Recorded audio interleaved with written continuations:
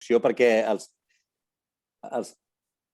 perfecte, els que estem a la conferència i estem tots junts, ja portem uns quants dies i, per tant, ja sabem de què va. Per tant, màximes expectatives, això és veritat, és tot un repte, Gabri, però en qualsevol cas, senta't còmode, que estem entre amics i el que estem és aprenent molt aquests dies i us agraïm molt el temps dedicat. Per tant, endavant, quan tu vulguis. Fantàstic. Isabel, interromp i participa tot el que vulguis, si us plau. No sé, és que puc aportar alguna cosa, si no, no, però vaja, si tu també creus que puc dir alguna cosa, em dius, però jo... Segur. Molt expectant. A veure, això...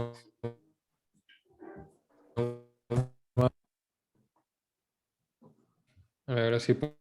Gabri, et quedes congelat. Congelat. Et perdem,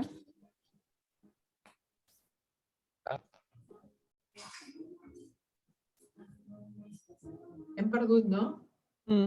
Són coses que passen, no? Que no el veieu, vosaltres? Bueno, el veiem fixe. Jo m'imagino que potser s'haurà de tornar a connectar. No, res. No? Jo estic veient la pantalla en negre. No veig res, Ara. Ara ha tornat. Gabri, tenim problemes amb la senyal, perquè et veiem... No, se m'ha com penjat l'ordinador. Val, ara, perfecte. A veure si sóc capaç.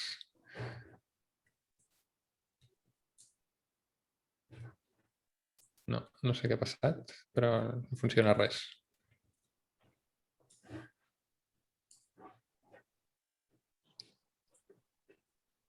Si se t'ha congelat el Zoom, trigarà un minut o així per descongelar-se. I es recupera, no?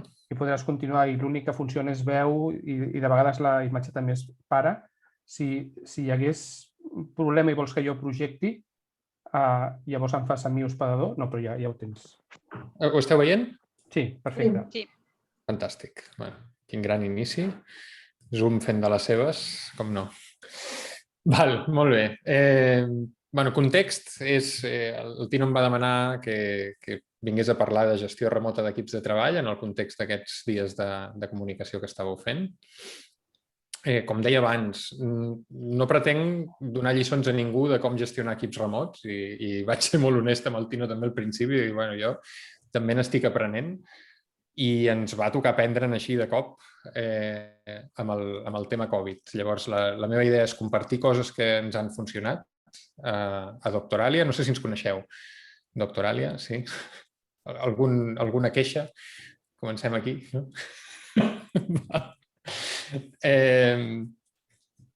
Coses que ens han funcionat, coses que no, i llavors intentaria, això, quan més participatiu sigui millor, de com us pot encaixar a vosaltres, què tenim de similar i què tenim de diferent, perquè al final segurament la gestió, jo porto la gestió de l'equip tècnic i de producte, serà diferent que gestionar un equip de professionals de la salut en un centre públic, el context és força diferent. Vale, a veure, ara. El nostre context és aquest. Nosaltres som una empresa mig catalana i mig polonesa amb 1.500 persones distribuïdes en 11 països. Estem una mica a Llatinoamèrica i una mica a Europa, llavors això encara ens complica més les coses perquè vol dir que tenim diferents franges horàries i és difícil que coincidim tots a la mateixa hora, al mateix moment i que puguem fer reunions síncrones totalment, perquè, clar, això obliga... De fet, ho tenim, no? I tenim unes quantes hores que les reservem per fer aquest tipus de reunions, que són les 3, les 4 de la tarda, que és quan tant la gent de Mèxic com la gent de Turquia més o menys els hi va bé connectar-se, no? Però realment hi ha molt poc espai on ens podem veure tots i tenir reunions. Llavors, això és un extra. En un context d'una empresa que creix molt ràpid, que volem fer moltes coses i que no només en número de gent, sinó també en número de professionals. Tenim 8 milions de professionals de la salut a la nostra plataforma i som en aquest context de startup, de duplicar la mida cada any i anar a tota pastilla. Llavors, crec que això també forma part d'aquest context i de com com hem d'enfocar la comunicació en aquest àmbit de que la velocitat ens interessa més que pràcticament qualsevol altra cosa. No? En el meu cas concret, jo porto l'equip de desenvolupament de productes, són tots els programadors, els dissenyadors, la gent que escriu els textos de la web. Som més o menys unes 200 persones. Aquestes 200 persones estan distribuïdes entre Barcelona i Polònia. Per tant, us he dit que el Covid ens va obligar a aprendre com gestionar equips remots de forma accelerada, i és mig veritat i mig no, perquè en realitat abans del Covid ja ho estàvem fent. No? O sigui, la majoria dels nostres equips, aquestes 200 persones les tenim distribuïdes en més o menys 10-12 equips petitets que treballen molt junts entre si i no tant entre ells. No? O sigui, hi ha molta comunicació en els equips petits de 10-12 persones i no tanta entre tothom. Per tant, això estava més o menys entrenat. No? Però què va passar?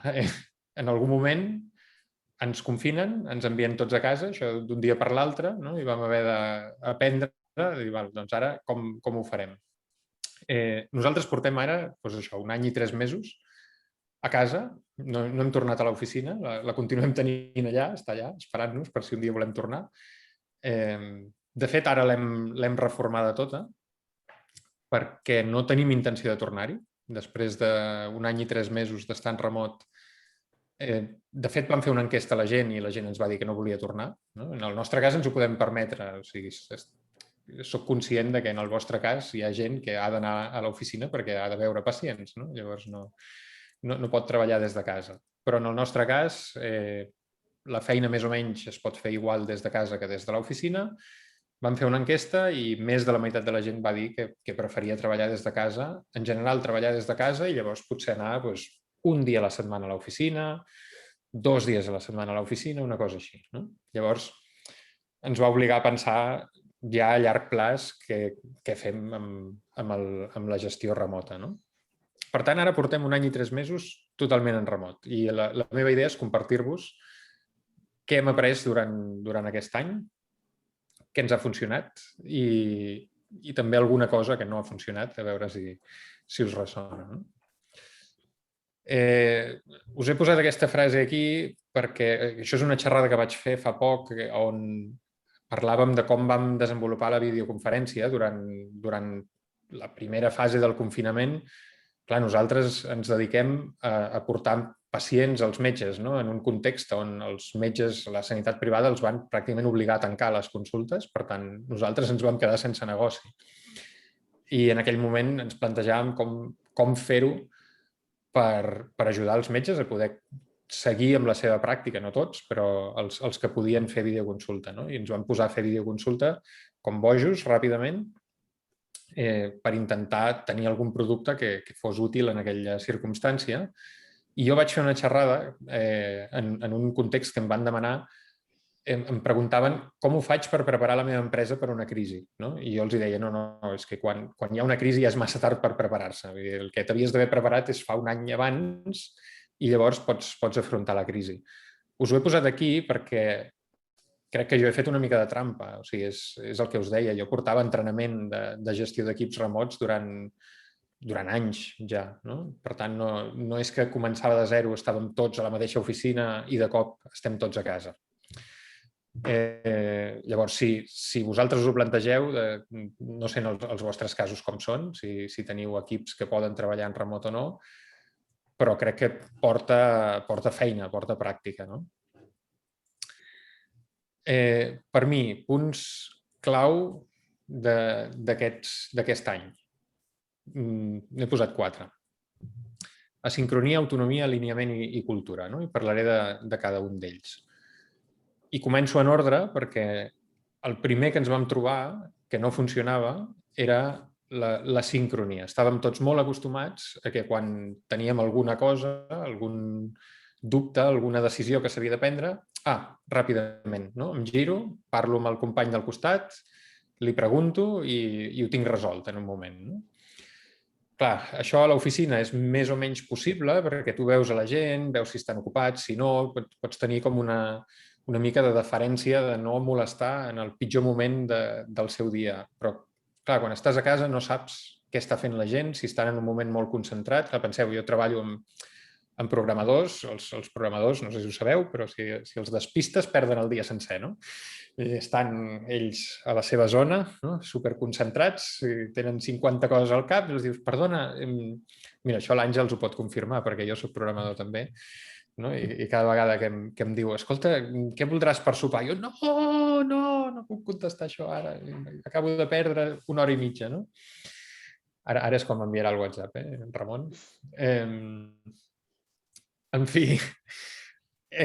llavors, com ho fem per intentar no molestar-nos tots uns als altres i que això ens faci perdre productivitat de forma radical, no?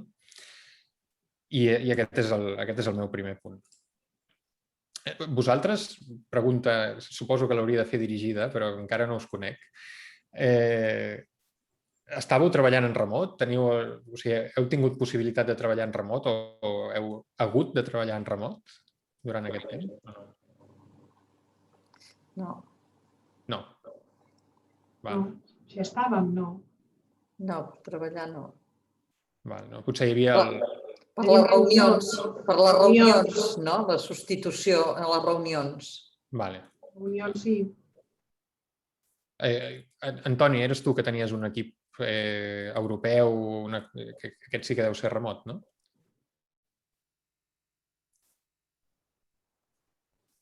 No et sentim.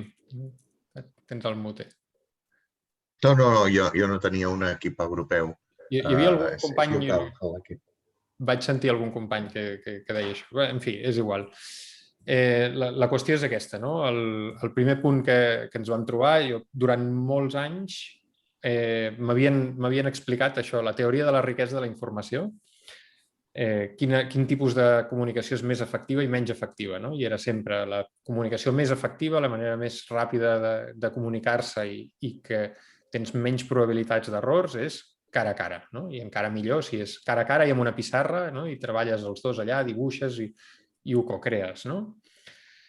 Llavors, jo m'he passat anys fent formacions i dient-li a la gent que s'ha de parlar cara a cara, que no s'escriguin e-mails, que els e-mails los carga el diablo, no? I que, en canvi, doncs, és molt més efectiu si parles en una reunió. El següent punt seria, si no pots parlar cara a cara, doncs almenys fas una videoconferència, que si més no ens veiem, li pots posar comunicació no verbal, etc. Si no tens disponible la videoconferència, doncs, truques per telèfon. Si no pots trucar per telèfon, li fas un escrit dirigit. Escrit dirigit seria un e-mail, un WhatsApp, o sigui, és un escrit que fas pensant en la persona que rebrà l'escrit. I en el pitjor dels casos, quan dius, mira, ja no tinc més remei, fas un escrit no dirigit, no? Un document explicant quina és la teva idea a un públic indefinit, no? I m'havia passat jo anys dient que sempre que puguis, vagis com més cap a dalt millor, no? En aquest cas, faig la pregunta, hem de triar sempre la més efectiva possible? Hem d'anar com més a dalt millor? Si podem parlar cara a cara, parlem cara a cara? Què penseu?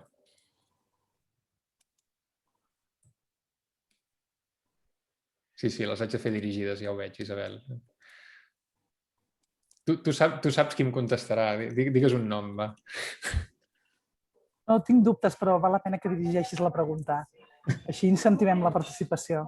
Ho faré aleatori, perquè no us conec. Doncs aleatori. Sí? Ramon, va, que fas que sí amb el cap. Cony, que ja feia que si era aleatori, no que em triessis a mi. De totes maneres, no, diria que la més efectiva no sempre és la més eficient. Vull dir, pot ser efectiva, però si ens hem de dirigir en un moment determinat i hem de qüestionar el valor del temps o el valor del fet de poder-ho fer amb diverses persones alhora, se'ns ha demostrat que amb habilitat la videoconferència pot substituir un moment determinat al cara a cara i ser més eficient. Potser no igual d'efectiva, però més eficient. Totalment d'acord, totalment d'acord. Aquest era el meu gran aprenentatge, no? M'havia enfocat sempre a l'efectivitat, no? Que no hi hagi errors, que es comuniqui tot, que no hi hagi malentesos. I quan estàs tots en el mateix espai, doncs mira, potser el sacrifici d'eficiència no és tan gran. Quan està cadascú a casa seva, el sacrifici d'eficiència és brutal. No? És obligar algú a parar en algun moment, fer una reunió, parlar de forma síncrona, doncs realment afecta molt més. No? Llavors, per mi, l'altra pregunta és com canvia si tothom està en remot? Crec que aquesta eficiència que tu deies doncs, és encara molt més important. No? Llavors, s'ha de rumiar bé si és realment imprescindible, no? Si dius, és que és un tema tan delicat que efectivament ens val la pena fer-lo síncron o no. I va, una altra. Què passa si només part de l'equip està en remot? Què penseu? Mira, la Núria està al mig de la meva pantalla. Home, és difícil, eh? Jo n'he fet de presencials, la meitat presencials i la meitat en vídeo i costa una mica, eh? Com ho heu fet? Pregunto. Com ho hem fet? Doncs alguns presencials i els altres connectats. I els presencials estaven tots a la mateixa sala, entenc? Sí, en una sala separats, mantinguent. Ho hem fet. I llavors sempre hi ha molt més fluïdesa amb els que estaven presencials més que els que estan connectats. Vull dir, jo crec que es fan dos subgrups. Exacte. Sí, tal qual. M'alegro que veig que passa el mateix en tots els contextos. De fet, nosaltres hem arribat al punt que això ho vam acordar no fer-ho. No ho vam prohibir, si algú vol fer, vull dir, no és que estigui prohibit, però vam acordar no fer-ho mai més. Vam començar així, hi havia, sobretot abans de la pandèmia, durant la pandèmia doncs cadascú està a casa seva i ja està, no? Però sobretot abans de la pandèmia teníem gent presencial a l'oficina o, per exemple, equips que tenien la meitat de l'equip a Barcelona i l'altra meitat a Varsòvia, no? I es posaven els de Barcelona aquí i els de Varsòvia allà. Llavors, el que tu deies, no? Es feien dos grups, els de Barcelona i els de Varsòvia. I el pitjor de tot, almenys en la meva experiència, és quan hi ha una persona en remot. Estan tots en una sala i un pobre que està en remot, que al cap d'un minut i mig ens hem oblidat que està a la pantalla, comencem a fer la reunió, comença a parlar tothom alhora. Aquí, amb Zoom és com molt evident, no? Ara esteu tots amb el micròfon silenciat, perquè és com molt evident que si comencéssim a parlar tots a la vegada no ens entendríem. Però, en canvi, quan estàs a la mateixa sala pots fer-ho. Amb la qual cosa, a la que t'oblides del pobre que està en remot, tothom comença a parlar a la vegada i aquesta pobra persona s'ha acabat, no? Aquest és l'últim moment que està connectat a la reunió. Llavors, en el nostre cas, això sí que va ser un gran aprenentatge, que és s'ha de pensar primer en els que estan en remot. No? Com allà fem tot en anglès, remote first. No? Els que estan en remot van primer i llavors ho adaptem a la gent que està a l'oficina. Però totes les polítiques, totes les pràctiques són pensades primer per la gent que està en remot, perquè són els que estan en desavantatge, no? En la riquesa d'informació més baixa perquè estan lluny. Llavors, val la pena pensar quina és la situació, si estem tots a la mateixa oficina, si estem cadascú a casa seva o si està una meitat aquí o uns quants a l'oficina i uns quants en remot. I us deia, per exemple, ara hem remodelat les oficines perquè no pensem tornar-hi a treballar com abans, no? De passar 8 hores allà, perquè en el fons ens hem adonat que la gent que està, els programadors que han d'estar concentrats i programant, ho fan millor des de casa. Realment tenen menys interrupcions, poden fer una mica l'horari que els hi va millor. No? En el meu cas, doncs, el Gael arriba a les 4 de la tarda i em saluda, berenem junts, no? I després, al cap d'una estona, puc tornar a treballar. Per mi és molt millor. I llavors l'oficina l'estem pensant per la comunicació síncrona. La cosa que sí que ha de passar de forma síncrona, doncs la fem a l'oficina. Llavors el que hem fet és reduir els llocs de treball que hi havia, una taula i un ordinador, i ampliar molt més espais de treball en comú, sales de reunions, i no només sales de reunions, no? Hi ha tota una zona que jo en els dissenyadors els hi vaig dir vull que em feu un Starbucks, però a l'oficina, no? Perquè és un espai que crec que per fer dinàmiques de treball, que els equips s'ajuntin, no? Ja arribaré a l'última part de cultura, va molt bé, no? Que sigui un espai com mig informal. Què més? Llavors, la meva recomanació és no repliqueu l'oficina. Estem tots a casa i el primer que vam fer nosaltres és tot el que fèiem a l'oficina, ara ho fem en remot. Si fèiem una reunió, ara fem una reunió per videoconferència. Si qualsevol cosa, per exemple, cada matí els equips es trobaven i decidien què havien de fer en una reunió ràpida de 10 minuts, tots parlant i discutint què havien de fer. Clar, el primer que vam fer, cap problema, fem el mateix però per Zoom. Clar, tot això està molt bé, però no funcionava, no era gens eficient replicar el que estàvem fent en presencial en remot. Llavors, la primera pregunta és, realment fa falta la reunió? O sigui, a l'oficina era molt fàcil fer-ho, ens costava molt poc i, per tant, crec que fèiem moltes més reunions de les que necessitàvem.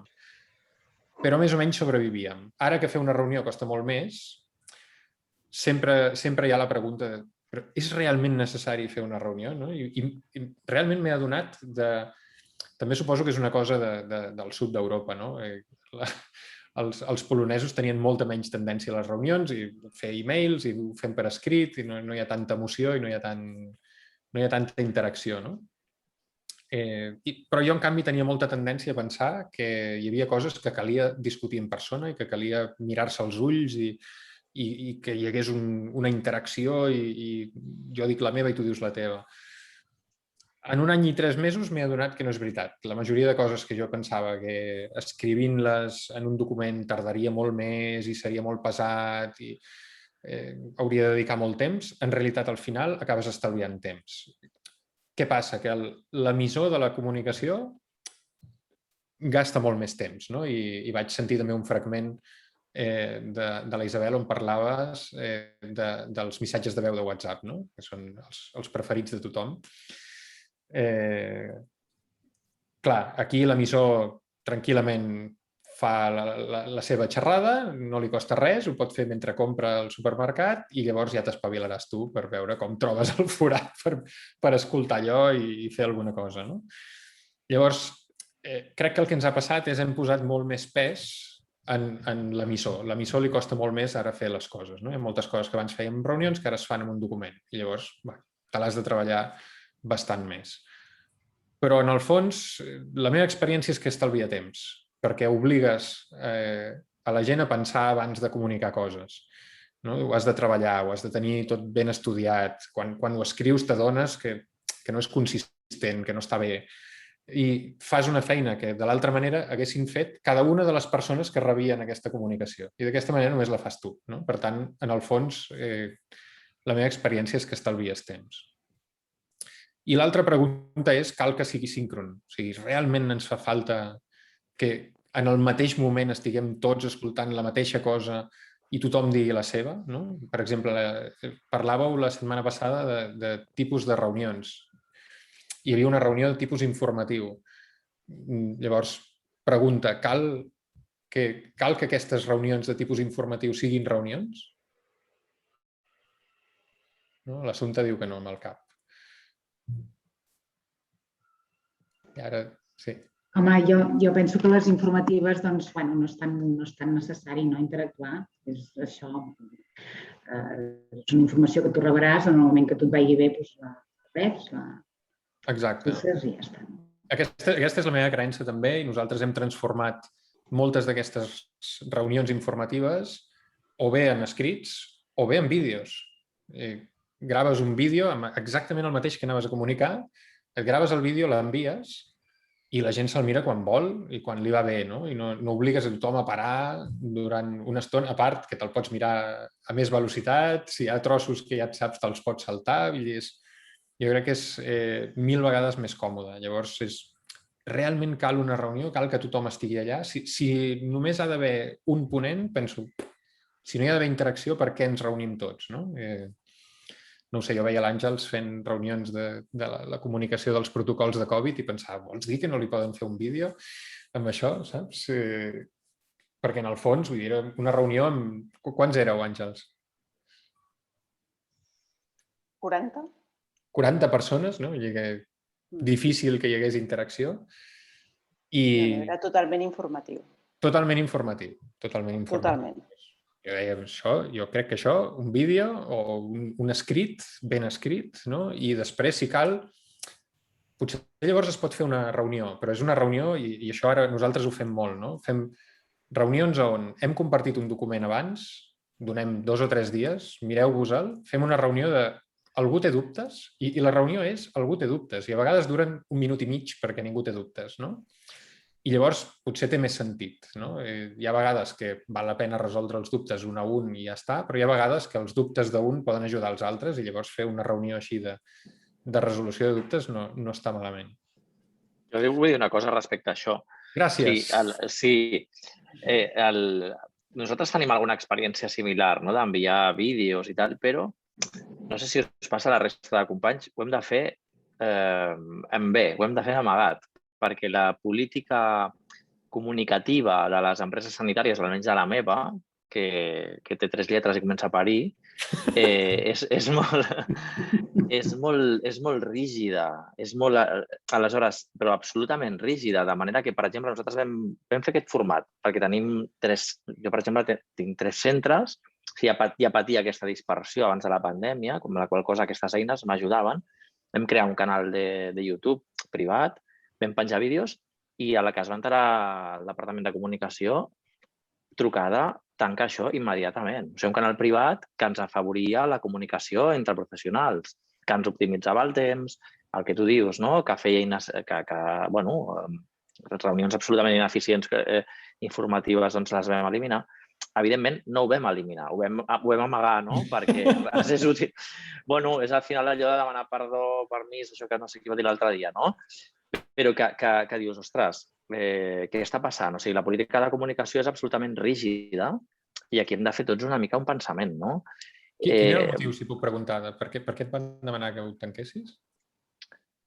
No ho sé, però mai m'han trucat comunicació només perquè tanqués aquest canal. Perquè no és un canal segur de comunicació ni aprovat per la meva empresa. Estava a punt de fer aquesta hipòtesi, no?, de la seguretat. I jo crec que per un tema de desconeixement de com funcionen les unitats productives de l'empresa. O sigui, quan tu dissenyes la política de comunicació des d'una part molt alta, diguéssim, no coneixes la necessitat de comunicació que pot tenir un equip de primària en aquest cas, o la pots conèixer parcialment, no? I la comunicació al final és la base de que els projectes tirin endavant.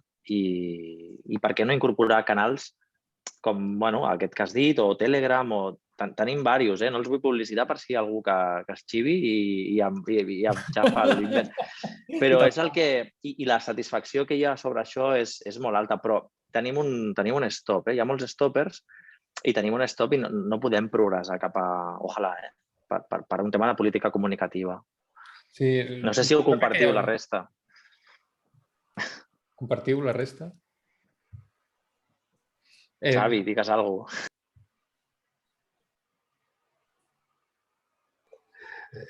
Bueno, diguem que sí, que la rigidesa és important a la nostra organització i hi ha diferents nivells de rigidesa.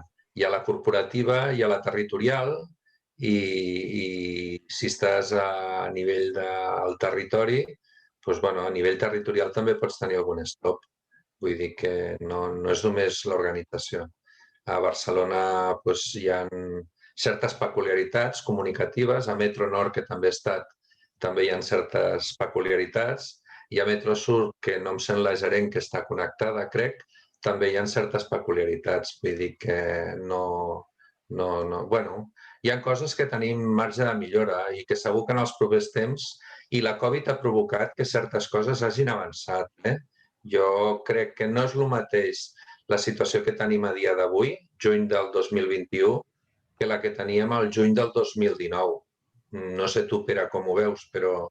O Gabri, tu que com a consorte segurament has sentit alguna cosa, probablement jo crec que la majoria estem en aquest punt, que no és el mateix ara que fa 2 anys.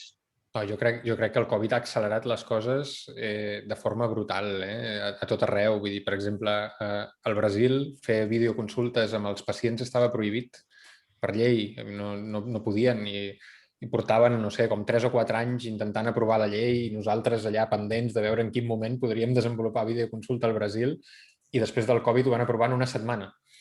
La setmana següent ja, tira, ja és legal. com a consorte he vist també les possibilitats de treball remot de l'Àngels, que abans eren 0, i ara potser són 0,1. Vull dir, tampoc és que sigui una festa, però bueno, hi ha un avanç, no? Jo espero, Gabri, que parlis del tema de la cultura, perquè sí que penso que ha hagut un canvi, però encara ens queda avançar una mica. Vull dir, encara tenim persones a l'equip que la tecnologia no la porten del tot bé, són una mica reacis i està costant una mica arribar a totes. Vull dir, el que comentava el company del YouTube em sembla meravellós, però crec que també tot el públic no l'acabes de tenir.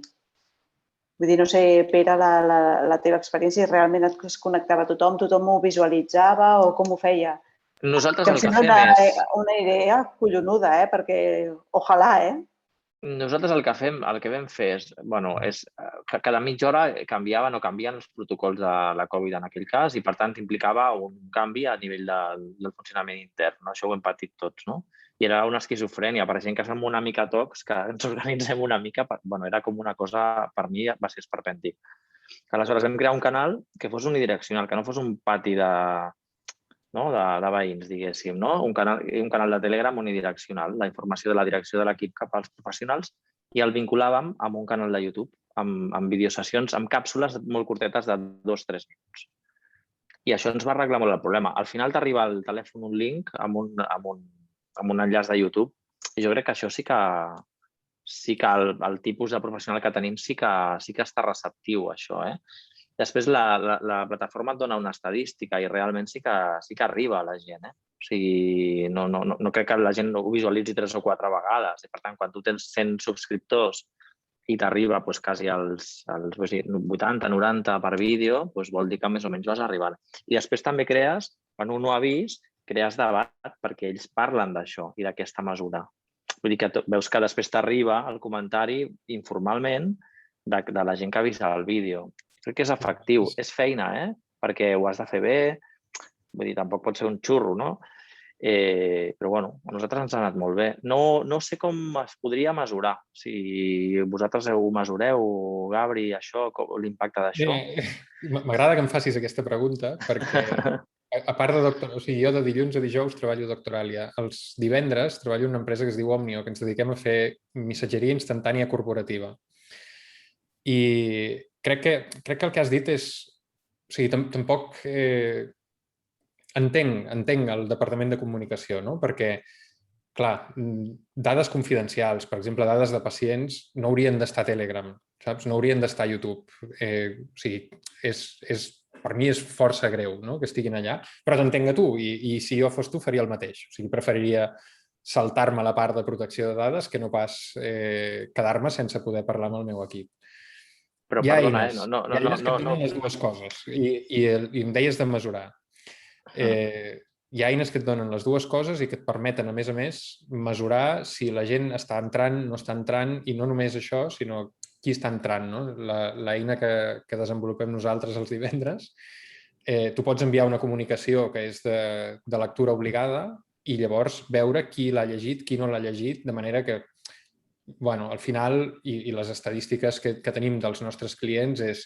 O sigui, els nostres clients són bàsicament gent d'indústria, de restauració, alguns de sanitat. Tenim residències, per exemple. I la gent ho consulta moltíssim, perquè és que al final crec que l'accés a missatgeria instantània és molt més universal que l'accés a l'email, sens dubte. O sigui, és fins i tot quasi al nivell del telèfon, no? Tenim un dels clients, és una empresa de neteja que empleen a gent amb discapacitat i amb gent en risc d'exclusió social, i ens deien, és que tenim alguns dels nostres treballadors que no saben llegir, però en canvi fan servir missatges de veu de WhatsApp, no? Són horrorosos, però alguna cosa bona tenen els missatges de veu de WhatsApp, inclouen gent que no sap llegir. I llavors jo crec que l'efectivitat és molt alta. Si els envies amb una eina de missatgeria instantània, crec que aquí Telegram, en el teu cas, va ser el gran encert, perquè el mail estic segur que molts no el fan servir. però en canvi el telèfon el tens tota l'estona a la butxaca, no? I el Telegram el tens allà al costat. Sí, però no posàvem dades confidencials, ho vull aclarir. Parlàvem de circuits i de canvis de protocols a nivell intern. Això sí que som curosos. Perdona si ho he implicat, no era la meva intenció. Perdona, Gabri, m'ha semblat que la Lorena aixecava la mà. Sí. Bueno, primero era para felicitar al Pera por la iniciativa, porque bueno, a pesar de que a nivel institucional han considerado que no, yo creo que a nivel de equipo, que en ese momento lo que se necesitaba no era esa información y esa comunicación rápida, yo creo que es brillante. Pero por otro lado, quería apuntar que, bueno, a lo mejor no estáis de acuerdo, yo creo que las herramientas son importantes, pero más importante es la comunicación que se hace y cómo se hace. Es decir, si el Pera en ese caso hubiera utilizado el YouTube y hubiera seguido enviando un montón de información sin filtrar y sin hacer ese triaje que realmente los profesionales necesitaban, seguramente lo verían los primeros días y dejarían de leer, igual que en ocasiones hacemos con el email. Por tanto, sí, las herramientas están, però la comunicació, com la hacemos i què hacemos, per a mi és la base. Totalment d'acord. Avanço, si no us fa res, que si no, no arribarem. Aquí us poso unes quantes coses, no? Com evitem reunions? Bueno, per sort, el Pere m'ha salvat la slide i la teniu clara, no? Aquí hi ha unes quantes eines. Pots fer servir missatgeria instantània, pots fer servir email i el que us deia abans, documents. En el nostre cas, crear molts documents, explicant molt bé, passant una mica més d'estona rumiant què ha d'anar en aquests documents. Aquí us he posat dues eines, els documents de Google, aquests els coneixeu tots. Miro és una eina per fer com pissarres virtuals, no? Llavors pots fer allà tot un mapa de les idees o el que sigui. És com una pissarra infinita virtual, que va molt bé i a més és col·laboratiu, no? Pots estar tots connectats allà i cadascú posa les seves idees, s'ordenen, coses que faries en pòstits en una reunió física les pots fer en el Miro. I dins de la missatgeria instantània, per mi hi ha dos grups. Hi ha WhatsApp i Telegram a dalt, que són generalistes, vull dir, la missatgeria instantània ja està, i llavors hi ha missatgeria instantània corporativa. Nosaltres a DocPlanner Doctoral ja fem servir Slack, i el logo aquest del mig és el d'Omnio, és el meu, moment publicitari, que és el mateix, però clar, el problema de Telegram i WhatsApp és que al final les dades viuen en el dispositiu de l'usuari. Per tant, deixeu de tenir control sobre la difusió d'aquestes dades. En els altres casos, les dades són propietat de l'empresa. I llavors, com el mail corporatiu. El mail corporatiu és propietat de l'empresa.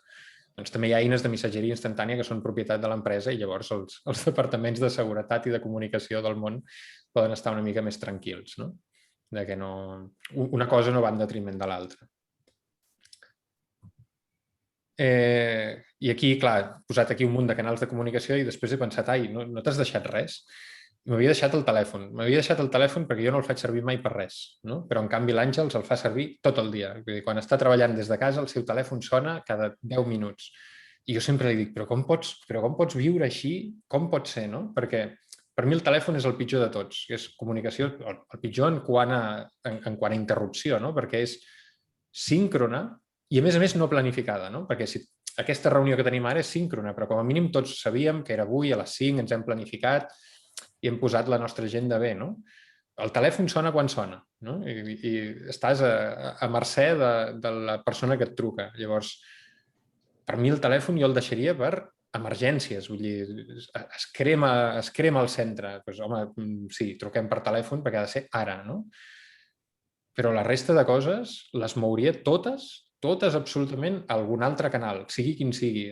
El 99% de les coses estic segur que es poden esperar encara que siguin, jo què sé, 1 hora o 2 hores. Per tant, ho pots convertir a un missatge de missatgeria instantània o a un email o esperar-te a la següent reunió que facis. Crec que estem massa acostumats que ara m'ha sortit, mira, he tingut aquesta idea, vaig a trucar a la Isabel. Escolta, Isabel, què et sembla això? A mi ara em sembla impensable. Nosaltres no ho faig mai de la vida i ara em sento quasi incòmode trucant a la gent. I els envio un WhatsApp, escolta, pots parlar? I llavors els truco només si em donen permís. I això m'ha canviat la vida. Si em permets fer un afegitó, no? Quan vam parlar al telèfon, és veritat que pot ser molt invasiu, però hem de fer-lo servir en funció d'urgència i importància. Tu has posat l'exemple, no? Si es crema la ciutat, doncs, home, enviar un escrit asíncron que potser la persona no rep, no, ho estic exagerant, com l'exemple que has posat tu. Però tenim una via, que és la que has proposat tu, que és primer preguntar. Ho dic perquè les trucades telefòniques, que són síncrones, són més descansades que una videotrucada, perquè no cal estar mirant, és a dir, només tens veu, i això és més relaxat, però tenim una manera ideal, que és acordar la trucada. O demanar permís, no? Puc enviar un missatge via Slack si treballem corporativament, o el WhatsApp o el Telegram, i la persona té l'opció de dir-me ara puc, ara no puc, o demà a la tarda. Només cal trucar de forma imprevista si és molt urgent i molt important. Però molt, jo diria molt, realment molt, o sigui, exageradament molt. És una cosa que dius, és que em moro ara, no? Llavors truca. Ara és molt corrent, et puc trucar? El què, perdona? És molt corrent ara, això, que et puc trucar. Crec que s'ha fet corrent. Molt. Et va bé que et truqui, dius, d'aquí una estona, quan més tard, o sigui, ara és molt corrent. I si et truca algú, dius, què passa? Sí, crec que s'ha fet molt corrent. Jo crec que sí. Gràcies a ara la gent que estem tots des de casa i llavors, com que no et veus i no saps, ara ens ha sortit més això de demanar permís. Jo ho agraeixo molt, ho agraeixo moltíssim. De fet, ara, quan em truquen, ja sé que és algú que em vol vendre alguna cosa, perquè no em truca ningú més, no em passa. L'orange. Exacte. Llavors, un altre punt clau. Vaig molt malament de temps, però acabarem. Autonomia. Per mi, autonomia, unes quantes coses. Una és intentar minimitzar dependències. Llavors, aquí el que vam fer és, aquests equips que us deia, equips petits, intentar que no tinguessin dependències dels altres equips. Clar, el que volem és intentar que no tothom hagi de parlar amb tothom. Si som 1.500 persones i cada vegada que vols alguna cosa has de parlar amb tots, el número de vegades que hauràs d'interactuar és molt més alt. Llavors, intentar fer grups que entre ells no tinguin moltes dependències, per tant, que el número de connexions que has de fer amb la gent sigui més baix. Perquè això, a l'oficina era més fàcil, trobar-te casualment, ara és una mica més difícil, doncs intentar que no tothom hagi de parlar amb tothom tota l'estona. Això també depèn, però, del tipus de feina a la que et dediques, en el sentit que per agilitzar decisions o projectes pot ser útil, però també pot generar un biaix important al no compartir en tota l'organització el projecte. Un biaix o una manca d'aportació d'informació. Tens tota la raó i veuràs que després ho intentaré compensar. O sigui, una cosa és minimitzar dependències i que els equips no hagin de parlar entre ells, l'altra cosa és que la informació així estratègica, per exemple, tinguis compartimentada, i això no ho faria mai. I tinc una diapositiva més endavant on veuràs que nosaltres periòdicament fem videoconferències amb 1.500 persones, síncrones, i tot, vull dir, saltant-me tot això que he dit, però ho fem un cop cada 3 mesos, vull dir, tampoc és que ocupem molt del seu temps, però perquè crec que tens tota la raó, val molt la pena posar èmfasi en compartir les coses generals, l'estratègia, els objectius, cap on anem, per què estem aquí, i compartir-ho amb tothom i que sigui molt clar i molt explícit que està compartit amb tothom. Distribuir la presa de decisions. Tot això, clar, aquí poso minimitzar, no poso eliminar tampoc, vull dir, fer les mínimes possibles sense passar-se, sense que això faci que la gent ja no sàpiga què està fent, I distribuir la presa de decisions igual, distribuir-la en la mesura del possible, vull dir, tampoc que no se'ns en vagi de les mans. Però, per exemple, en el cas que us posava abans de la videoconferència, quan estàvem desenvolupant la videoconferència, ho vam fer en 2 setmanes i mitja, que és una cosa que normalment ens hagués ocupat, no sé, potser 3 o 4 mesos. Clar, era impossible que jo, com a director de producte, estigués coordinant tot això. Tenia 200 persones treballant en aquest projecte, vaig haver de confiar que la gent faria el que li tocava fer. I llavors era una reunió inicial amb tots, dir, mira, nois, això és el que toca fer, vosaltres us encarregueu d'això, vosaltres d'allò, i vosaltres parleu entre vosaltres parleu entre vosaltres, i ens apanyem així. I llavors decidir, aquesta decisió no, el dia que llancem, per favor, truqueu-me i deixeu-m'ho decidir a mi, però tot això, tireu milles. Llavors és fer-ho molt explícit també. Quines coses estan delegades, quines coses no estan delegades i quines coses es poden organitzar entre els equips sense necessitat de passar per la jerarquia. Hi ha com una tendència a que una decisió que necessita 2 o 3 equips hagi d'anar fins a dalt de tot, qui sigui el jefe comú que tenen i tornar a baixar per l'altra branca. I clar, això complica molt i fa les coses molt més lentes. I quan estàs distribuït, doncs encara més, encara triga molt més. Llavors, aquesta frase és tal qual com em sentia jo en aquell moment, sabia exactament què havia de fer, havíem de fer una videoconferència, però no tenia ni la més mínima idea de com fer-ho. Llavors, la millor manera era, ens ajuntem tots, cadascú que decideixi el seu trosset i ens anem sincronitzant de tant en tant. Una gran pregunta que em fan molt sovint és, però si donem tanta autonomia i la gent està des de casa i distribuïts, com sé si treballen o no treballen? Perquè potser estan a casa i no fan res. La meva experiència després d'un any i 3 mesos és que la gent des de casa treballa més del que treballava a l'oficina. I, de fet, al contrari. O sigui, el que tenim problemes és per demanar-li a la gent que pari, que busqui espais d'estar amb la família, de descansar, de desconnectar, perquè com que no hi ha límits, hi ha aquell moment d'agafar el cotxe i anar fins a casa que el teu cervell canvia de context. En canvi, aquí, jo ara m'aixecaré i aniré a veure l'Àngels, que està a la cuina, i hola, què tal, com ha anat el dia? I costa molt desconnectar. Llavors, no m'he trobat amb el cas que la gent s'escaqueja i no fa la feina. El que jo diria és, la gent que vulgui escaquejar-se ho farà igualment, tant si ha d'anar a l'oficina com si està a casa, com si l'intentes controlar, com si no. I el que he vist és que les diferències s'agreugen. La gent que era molt productiva des de casa encara ho és més, i la gent que, d'aquella manera, el posa a casa i és un desastre. Llavors, per mi és bo, per mi ha sigut molt bo. També és veritat que estic en una empresa privada i la gent que no rendeix els podem fer fora. Hi ha altres casos que sé que no és així. Però a mi m'ha anat bé, per distingir la gent que realment estava fent molt bona feina de la gent que no. Llavors, i per últim, clar, que penses, si no deixo que la gent treballi en remot perquè tinc por que uns quants no faran la feina, el que estic fent és penalitzar a tot el gran grup de gent que sí que ho faria. Hi ha un munt de gent que treballaria fantàsticament sense que ningú els controli, faria molt bona feina i que no els estic deixant fer perquè n'hi ha 4 que sé que em prendran el pèl. Llavors, busca alguna manera de penalitzar aquests 4 i deixar els altres que visquin. Com evitem haver de controlar? Vinga, faig una pregunta. Algú que no hagi participat? A veure, el Pere.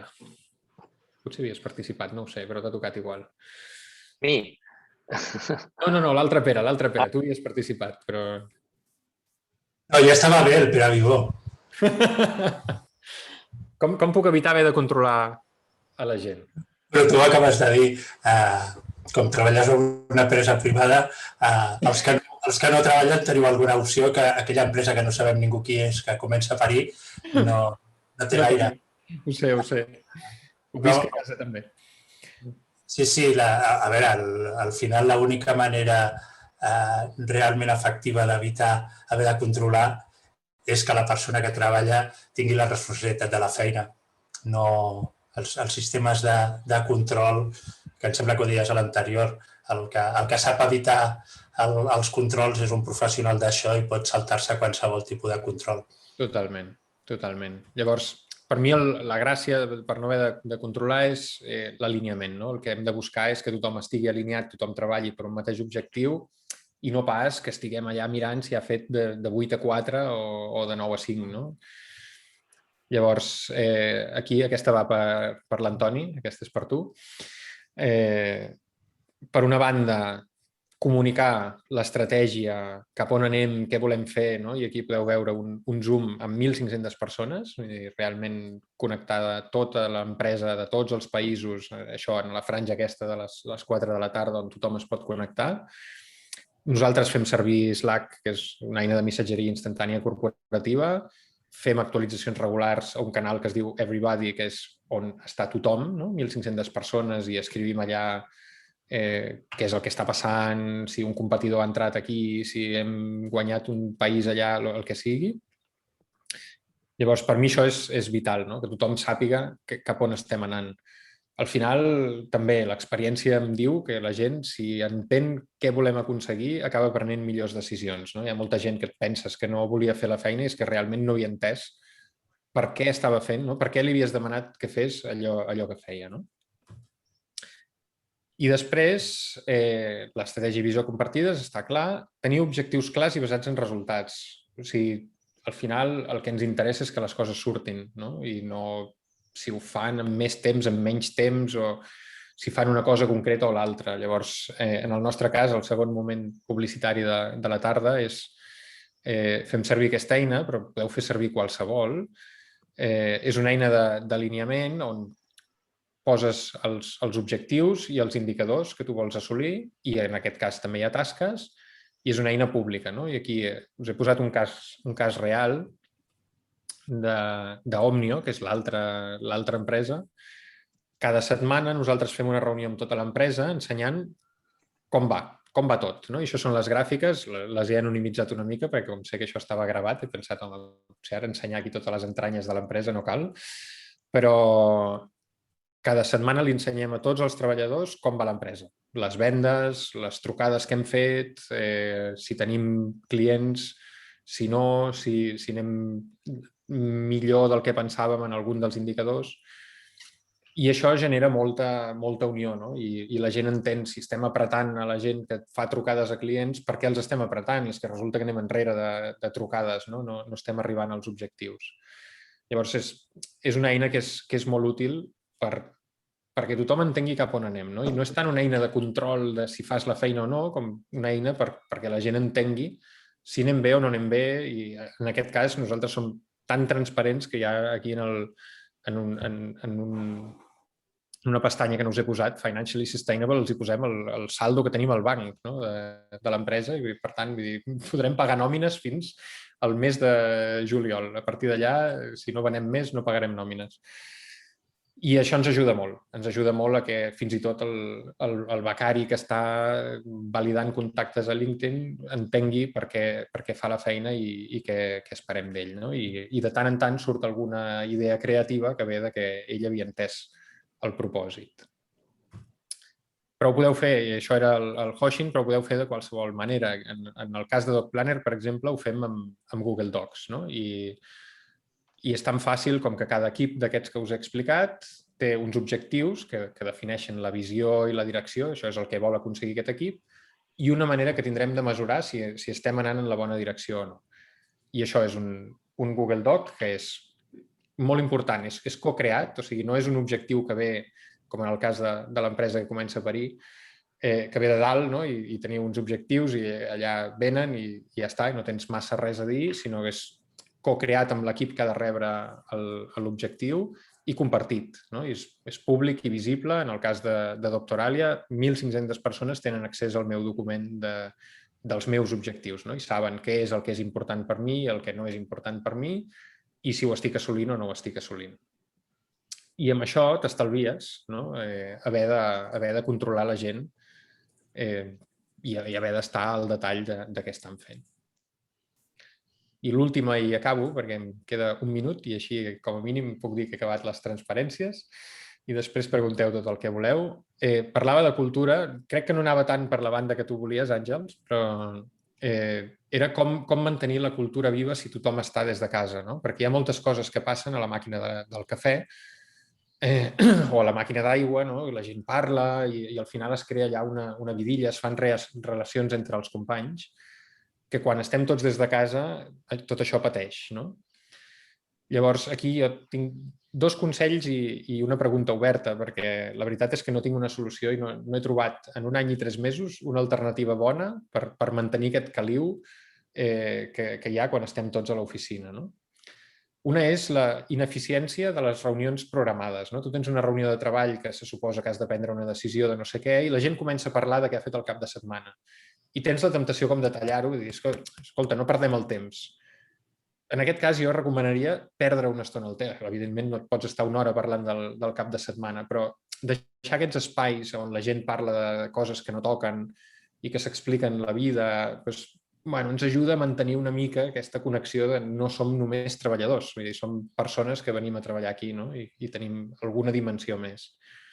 I l'altre és provocar-ho, no? Això l'Àngels també ho ha viscut, alguna nit em connecto al Zoom i sopem junts amb la gent del meu equip, o juguem a algun joc o fem alguna activitat, no? I crec que això també ens ha ajudat molt. Però vaja, com deia aquí, no he acabat de trobar la fórmula per mantenir aquesta cohesió que teníem abans. I ja està. Això era tot el que tenia, totes les diapositives, i si voleu preguntar coses, encara que estiguem fora de temps, jo tinc tota la nit. Una pregunteta ràpida, Gabri. Vosaltres sou equip Scrum? Sí, més o menys.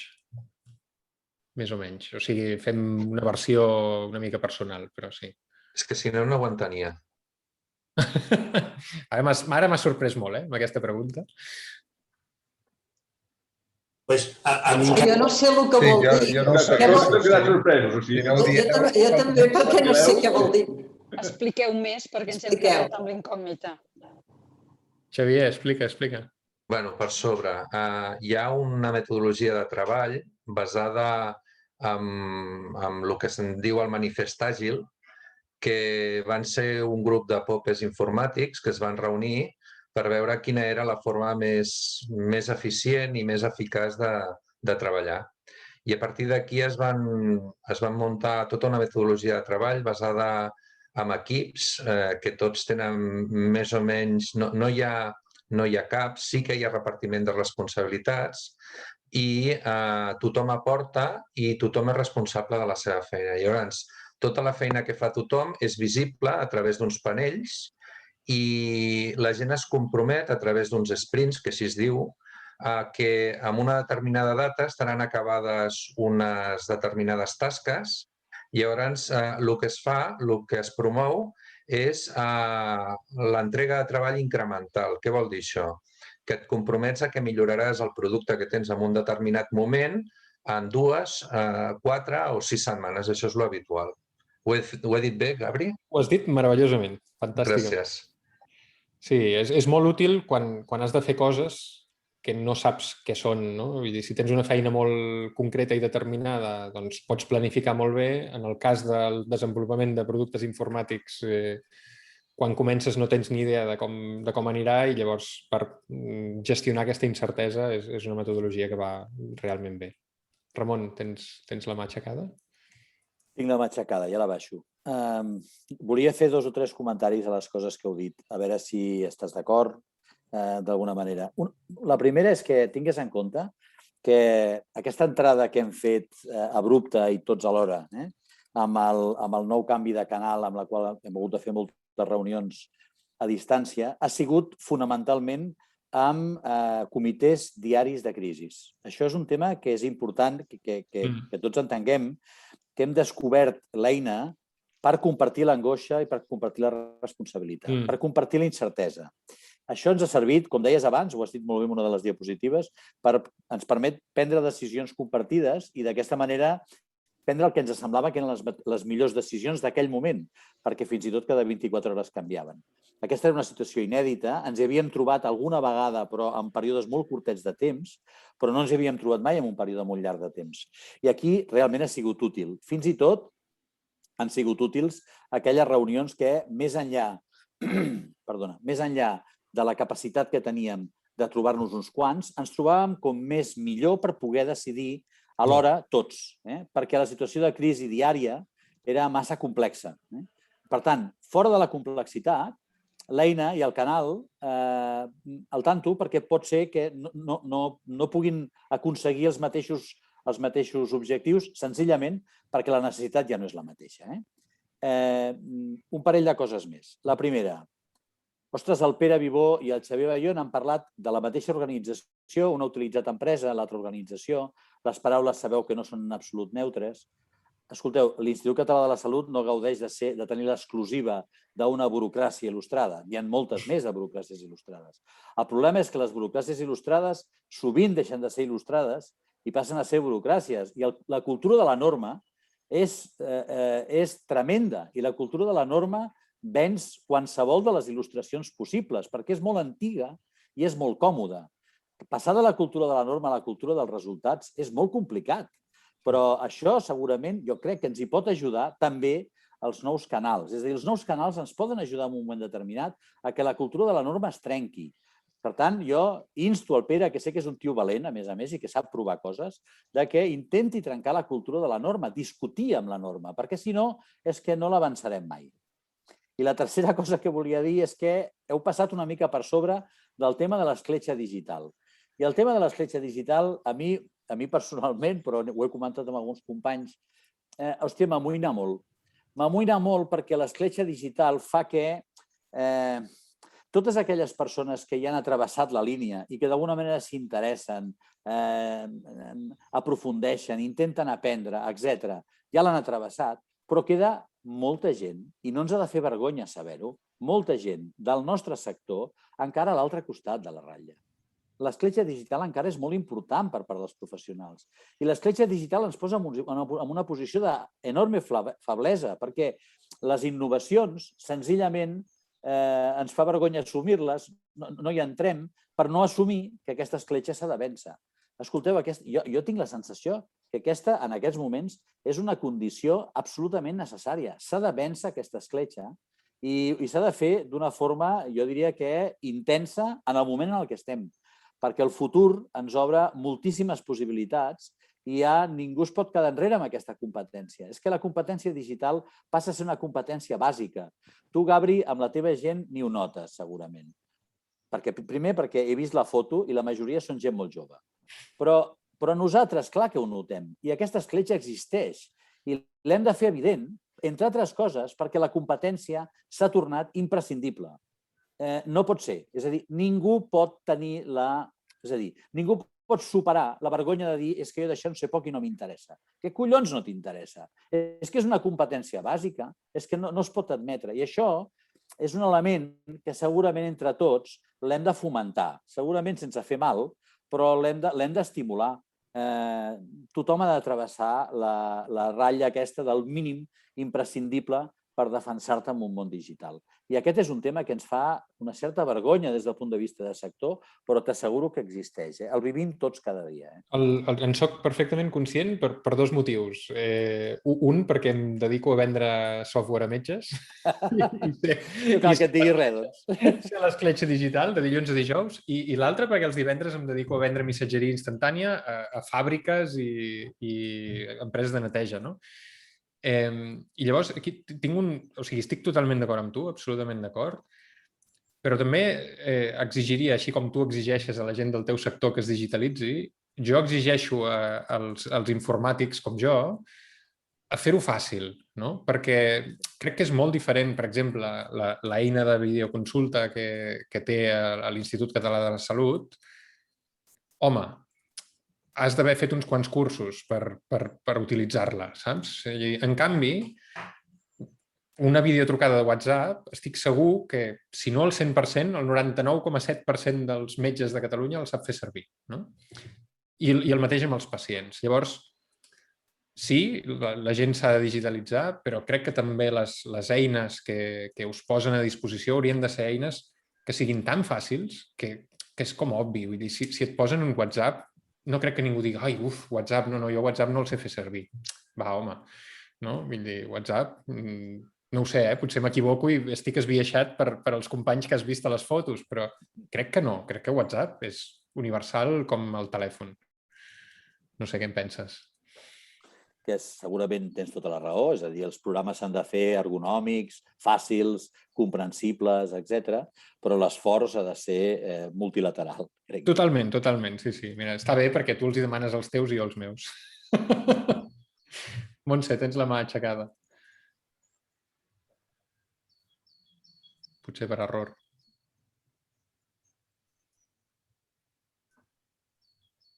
Montse, si vols parlar, has d'activar el micro. No, la càmera és la que no em va bé avui i no em veieu, me sembla. No et veiem, però et sentim. Sí, bé, no, estava amb la reflexió que estàveu fent sobre el pas aquest digital i el paper i una mica la reflexió que portàveu també sobre una empresa com l'X. La veritat és que té algunes eines que sí que són clarament pesades per poder facilitar les videotrucades, per fer tot això, però que ha incorporat de manera molt ràpida, segurament durant el període aquest de la pandèmia, de tot tipus d'eines que estan a disposició no només d'equips directius, sinó, jo diria que d'una gran part dels professionals.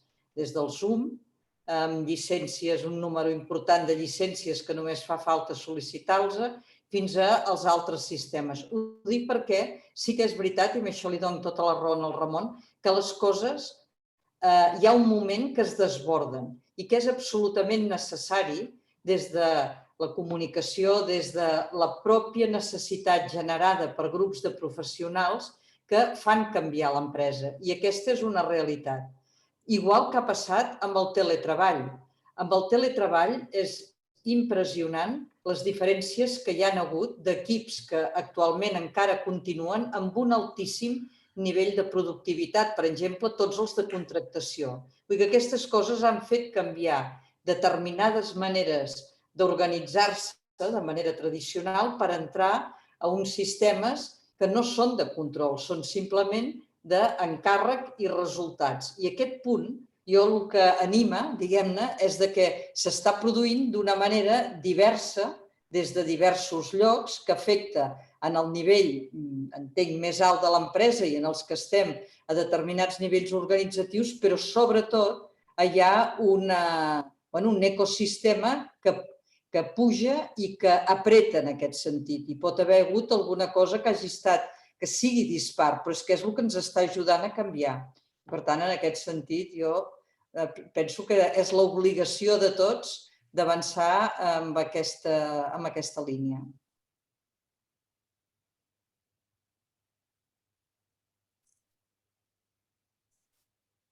Si voleu aprofitar més preguntes, jo encantat, O reflexions.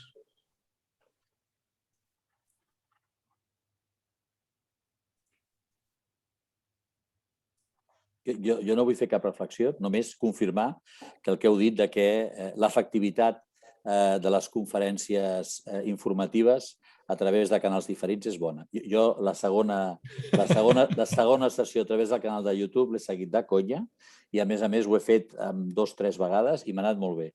I per tant, la primera i aquesta tercera estic segur que qui no l'hagi pogut seguir i d'alguna manera la recuperi en traurà molt profit. Això ens ensenya, ja fa dies que ho diem, i a la societat també ho estem dient, que segurament ara reprendrem relativament aviat, espero que potser acostant-se a l'estiu i segur després de l'estiu, una altra vegada organitzarem activitats presencials. Les activitats presencials, ara, jo crec que serà un pecat no gravar-les. És a dir, les activitats presencials, les taules, totes aquestes... O sigui, la capacitat que tinguem de gravar i poder després difondre tots els elements propis d'una societat científica com és la nostra i, per tant, a l'hora de difondre coneixement, no fer-ho, jo crec que és un pecat mortal. A partir d'ara ho haurem de fer amb tota seguretat en tot el que fem. I, per tant, és un tema sobre el qual jo crec que ens haurem d'anar preparant. No sé si teniu feedback, si penseu que ha estat útil, si... Ja havia avisat que no estaria a l'alçada de la Isabel, però com a mínim hem estat allà a prop, no ho sé. A totes les... La segona se'n va morir l'ordinador, però la primera i mitja d'aquestes ha estat al nivell. No cal fer un rànquing, però crec que ens has aportat reflexions molt útils des d'una visió, a més, molt real i molt pragmàtica, que és el que com a mínim jo buscava. No necessitem... Evidentment, cada vegada que afirmàveu alguna cosa, ja ho dèieu, sempre em sortia, és relatiu, depèn, és a dir, estem parlant de quan una reunió és útil. Hi ha una pregunta que em faig. De veritat creieu que amb el món virtual haguéssim aconseguit entregar determinades empreses o projectes? Jo el meu dubte és si el món digital, i això ens ho va dir més correctament la Isabel, el món i la comunicació digital no talla alguna cosa que és absolutament fonamental amb les relacions, siguin comunicatives, informatives o d'això. Jo no em veig capaç de gestionar el meu equip per ordinador, no em veig capaç. No em veig capaç de seguir les normes, els criteris que m'heu dit, però no garanteixo el resultat. És més, dubto que amb això aconseguim en algun moment dir que estem treballant com un equip. Llavors, el que no sé és objectivar aquest flux que no passa a través de l'ordinador, que si passa en una reunió, evidentment, si afegim la paraula eficiència, tot el que estic dient no té sentit. Tot és més eficient, les reunions són més ràpides, estalvies viatges, estalvies tot, pots accedir molta més gent. Em surten aquestes sí, depèn de, però hi ha alguna cosa que no hi és. El compromís, Pere, el compromís. El compromís està ple de comunicació no verbal. El compromís no s'explica. El compromís el notes, el perceps. Jo crec que és d'aquelles coses que traspuen, van molt més enllà de les paraules. El compromís necessita presència. Jo crec que els acords tancats no presencialment no es tanquen bé. Els acords s'han de tancar segurament en una reunió presencial, perquè el component compromís, és que no m'ho invento, ho he sentit, el component compromís és un component que està ple de comunicació no verbal. I entendre't amb l'altra persona i arribar-te a comprometre necessita de la comunicació humana. Penso que aquest és un element, però segurament podem preparar les reunions i podem preparar els acords i tancar-los personalment. Jo estic gratament sorprès, després d'un any. Jo hagués dit el mateix que vosaltres fa un any, que era impossible fer-ho en remot. Després d'un any de no veure ningú del meu equip, estic gratament sorprès. Tot i així hem mantingut l'oficina. Vull dir que, tot i així, no he enviat la gent a casa 100%, no? Però estic molt gratament sorprès de, per exemple, el compromís que tu dius. Crec que l'hem assolit bastant. Però sí que si pogués, si hagués pogut, hagués anat algun dia a l'oficina i ens haguéssim vist allà, no? Vull dir que... Jo crec que aquí la data de naixement té importància. És a dir, hem nascut al final dels 50, als principis dels 60, potser, Ramon, estem totalment d'acord amb tu. El meu fill, que va néixer l'any 93, porta un any i mig amb un equip que van com un coet, que fan totes aquestes coses que ens han explicat i que realment compromès allò a tope. I es posa la samarreta corporativa per anar per casa, per entendre's. Per tant, i ell és dels 90. Per tant, jo crec que sí que hem de mirar, jo crec que el que tu has explicat està molt bé amb una població amb una certa uniformitat d'habilitats digitals i també d'actitud, no? Però jo crec que hem d'anar cap aquí, hem de retenir aquesta cosa bona i hem de mirar de potenciar-la al màxim i fer servir el depende, però plantejant-se si podem fer servir alternatives als sistemes clàssics de comunicació. I també una altra cosa, quan parlàvem de la comunicació amb els professionals, insisteixo, tornem gent que ha nascut al final dels 50, principis dels 60, estem intentant amb els nostres canals i la nostra manera d'entendre, donar una informació i comunicar-nos amb persones que han nascut 25-30 anys més tard que nosaltres. I aquí sí que realment hem de fer un esforç molt important en el que seria la comunicació interna per poder arribar a aquestes persones. No són raros, són d'una altra generació. Per tant, doncs, de tenir-ho present.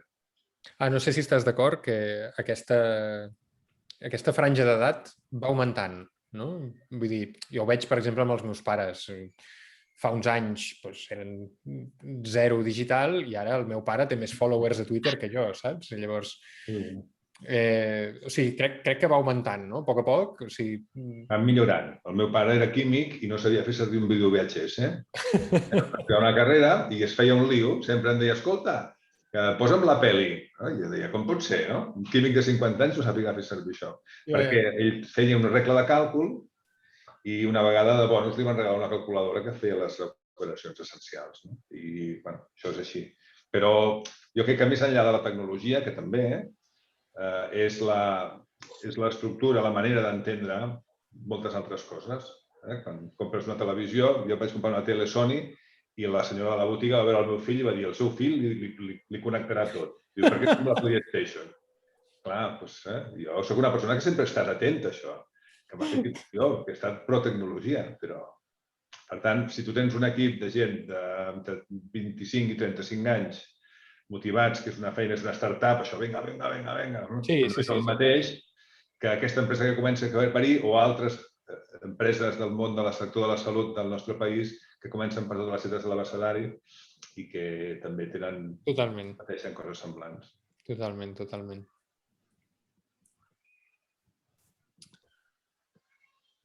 Tino, tot teu. Jo volia dir una cosa, que al final, a mi jo m'enduc una cosa que és molt interessant, que jo crec que no fem bé, en general, com almenys jo no faig bé, que és, vosaltres, Gabri, tu al final has fet servir eines que estan molt bé, que tots tenim a l'abast, però les utilitzes per posar el focus i a més el poses molt activament amb allò que tu vols aconseguir. I això jo crec que ens falla una mica. O sigui, no és incorporar totes aquestes eines, sinó és ser capaços de posar el focus en aquest cas, si ens interessa la presencialitat o el control d'un cert tipus de pacients o tal. I no és disparar-les a la nostra organització i ja us apanyareu, saps què vull dir? I a mi aquesta intensitat que tu vas marcant, tu dius setmanalment per nosaltres potser seria massa, no? Pel tipus de negoci que tenim, no? Però sí que posar periòdicament el focus i utilitzar-les per això ens poden ajudar a assolir l'objectiu, però també a que la gent es vagi familiaritzant. Si utilitzem aquestes eines per donar informació regular sobre allò que volem aconseguir, al final tens cada cop més adeptes a aquestes eines. I això m'ho enduc, perquè crec que és una estratègia superbona. Em sembla meravellós. Potser jo volia afegir, potser no tenim cultura dirigida a resultats com són les tecnològiques i les startups, Ojo. Vull dir, jo estic d'acord amb el que deia el Nacho de la franja tecnològica, però aquí crec que hi ha també una cultura d'objectius i de metodologia, que ha posat en evidència el fet de no estar presencials. Perquè si hi ha coses que no ens han funcionat, és que poder aquella reunió presencial tampoc era exitosa. Vull dir que jo crec que la pandèmia, jo sempre dic, que ha posat en evidència coses que no feien bé les organitzacions i les hem d'adaptar. Aquí hi afegeixes l'evolució de la transició dels que som que encara havíem fet servir regla de càlcul a cou i que ens hem espavilat, i la transició amb aquesta mentalitat de quan tu tens un equip amb gent jove veus que hi ha una altra mentalitat, però crec que pequem nosaltres com a serveis de no estar orientat a objectius molt concrets. I aquest ho posa en evidència també. No depèn només de la tecnologia. I en aquest cas, no sé si estaràs d'acord o no, en el meu cas passo molta estona pensant quins són els objectius perquè siguin útils, perquè la gent sàpiga si està fent una bona feina o no. I moltes empreses, no conec la vostra en profunditat, tenen uns objectius que són més de quants euros facturem al final, no és el vostre cas, però que no li ajuden a la gent a saber si van pel bon camí o no. I llavors, objectius accionables, que se'n diuen, que si les coses van malament, de seguida es posa vermell, i si les coses van bé, de seguida es posa verd, i que realment tu tens un efecte sobre aquest indicador i que la gent s'hi fa, en el cas que us he ensenyat abans d'Òmnio, si volem fer X trucades cada setmana, doncs és molt fàcil. Si vols que això pugi, fes més trucades. I crec que val la pena passar una bona estona definint aquests objectius de manera que no es tornin perversos i la gent no acabi fent coses només per complir això i perdi de vista quin és l'objectiu, però que també en paral·lel els guiï i els ajudi a saber, davant d'un dubte de faig això o faig allò, els objectius t'haurien d'ajudar, no? Dir, doncs per aquí. Però és complicat i han de ser dinàmics, els has d'adaptar, vull dir, clar, hi ha camí per fer, crec. Perfecte. Doncs, Gabri, moltes gràcies per la sessió. Un plaer. I a l'Emília també traslladar-li les felicitats a l'Àngels, que ha agradat molt. Aplaudiments virtuals i físics. I esperem tornar-los a veure en un altre entorn, igual presencial.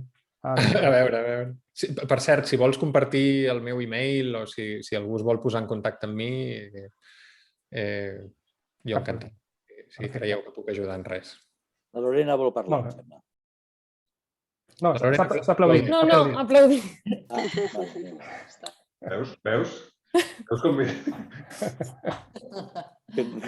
He vist una maco, llavors no he vist res més. La bretxa digital. No m'he fixat prou.